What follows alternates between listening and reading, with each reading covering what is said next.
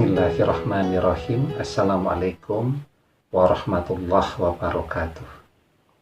Bapak-bapak, ibu-ibu, mas-mas, mbak-mbak, khususnya adik-adikku sekalian yang dirahmati Allah dimanapun Anda berada, kembali di IIP Channel bersama saya IIP Wijayanto. Kali ini kita akan membahas tema waktu berlalu, mantan mulai chatting. Apakah itu pertanda dia akan minta kembali? Ya. Jadi waktu itu akan membuat kemarahan, kebencian, kekesalan hati, kekecewaan menjadi menguap, hilang dan sirna. Walaupun orang belum tentu melupakan apa yang pernah terjadi pada dirinya, ya, tetapi rasanya, ya, jadi seperti misalnya kalau kita minum teh manis, itu kan ada rasanya, ada tehnya, kemudian tidak ada gulanya, maka yang kita rasakan adalah teh yang tawar. Tapi kalau kita kasih gula, kita merasakan teh itu menjadi manis, ya. Atau kemudian kalau kita minum kopi itu enggak kita kasih gula, maka yang kita minum adalah kopi yang pahit. Kalau kita kasih gula, jadi kopi yang manis. Seperti itu juga yang dirasakan oleh mantan. Kenangan itu seperti halnya kopi, tetap akan dia ingat, tetap akan terkenang, walaupun rasa manis ataupun rasa pahitnya sudah tidak terasa lagi. Ya, nah jadi ketika waktu berlalu, kebencian, kemarahan, kekesalan, dan seterusnya itu mulai mereda, maka sangat mungkin yang bersangkutan mulai mengajak untuk berkomunikasi kembali. Apakah kemudian itu sebuah pertanda yang baik bahwa yang bersangkutan akan segera minta kembali duluan, atau tanda apa? Nah, jadi ketika seseorang dari masa lalu kita, orang yang memiliki tempat yang istimewa, komitmen atau hubungan yang spesial, datang lagi pada kehidupan kita pada saat ini, ya, tentu nilainya berbeda kan dengan teman-teman dari masa lalu yang tidak memiliki komitmen yang istimewa. Jadi teman biasa saja, teman sekolah, teman bermain, ya, teman kuliah, dan teman-teman lainnya. Apalagi di zaman media sosial, ya, orang bisa saling mencari teman-teman dari masa lalunya untuk kembali menjalin komunikasi yang sudah lama terputus, bertukar kabar, dan seterusnya.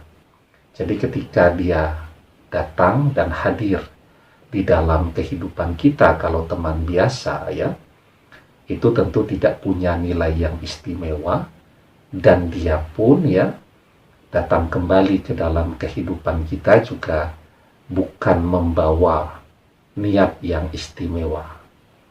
Tetapi memang ketika seseorang itu berasal dari seseorang yang punya komitmen yang istimewa tadi, dan dia mengupayakan. Jadi misal seiring perjalanan waktu, kan dia mengupayakan. Bisa jadi kan akunnya sudah memblokir akun-akun kita, kemudian dia buka kembali, ya, akun media sosial. Nah, itu kan namanya mengupayakan.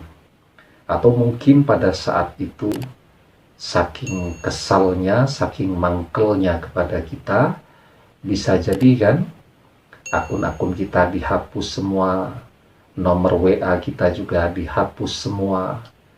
Nah, kemudian dia juga berusaha untuk mencari tahu nomor WA kita berapa, akun media sosial kita yang masih kita urusi, yang mana, dan seterusnya tadi.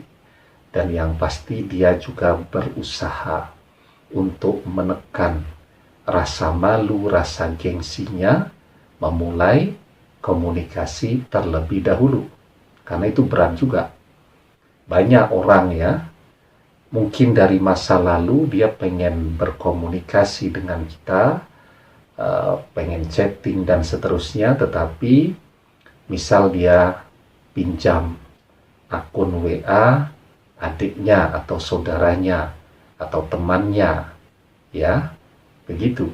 Walaupun mungkin dia memang kangen dan pengen tahu kabar, tetapi dia tidak mau menunjukkan dirinya secara langsung.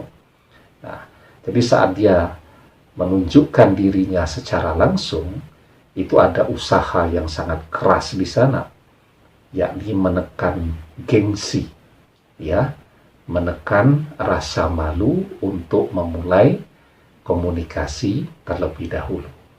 Nah, maka kalau pertanyaannya, kalau dia sudah mulai chatting, apakah itu adalah pertanda dia akan minta kembali? Sebenarnya jangan tergesa-gesa untuk menyimpulkan. Ditunggu dulu, dilihat ya, arah komunikasinya ini, materi diskusinya atau ngobrolnya ini akan mengarah ke mana, ya. Jadi kalau kemudian langsung menyimpulkan, langsung GR begitu ya, langsung gede rasa, langsung baper begitu, nanti khawatirnya kita kecewa. Ya, kalau yang bersangkutan memang punya keinginan untuk kembali bersama.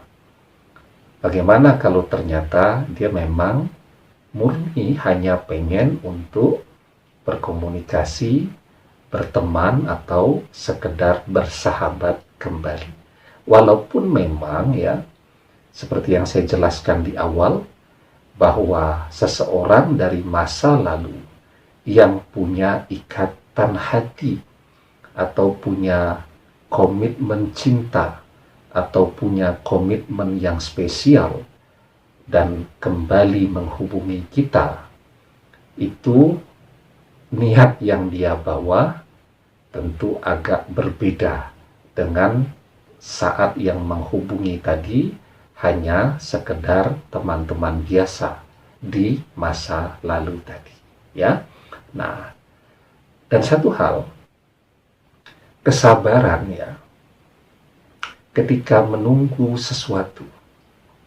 Jadi orang yang sabar, berproses kan. Karena di dalam bab mantan ini banyak sekali orang yang kemudian tidak bisa bersabar, menunggu proses, menunggu waktu, ya. Pengennya serba cepat kan. Padahal yang namanya hati itu dia butuh berproses. Apalagi kalau di situ ada faktor kemarahan, kekesalan, kekecewaan, ditambah lagi ada bisikan-bisikan dari sahabat-sahabatnya, teman-temannya, dan seterusnya. Jadi biarkan waktu yang kemudian memberikan kesempatan kepada dia untuk kembali berpikir yang jernih, ya. Nah, bahwa kesabaran Anda menunggu proses itu berjalan, ya, itu adalah sebuah prestasi.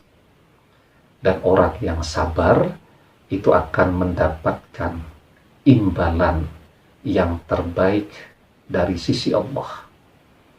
Maka di dalam surat Az-Zumar ayat yang ke-10, Allah Subhanahu wa ta'ala berfirman, innama yuwaffas sabiruna ajrahum bi ghairi hisab. Sesungguhnya hanya orang-orang yang bersabarlah yang dicukupkan pahala mereka tanpa batas. Ya, jadi orang yang sabar menunggu proses, menunggu hasil dari doa yang dia panjatkan adalah orang-orang yang mendapatkan imbalan yang terbaik dari sisi Allah, mendapatkan pahala tanpa batas. Demikian, semoga bermanfaat. Wallahu a'lam bishawab. Billahi taufiq wal hidayah. Assalamualaikum warahmatullahi wabarakatuh.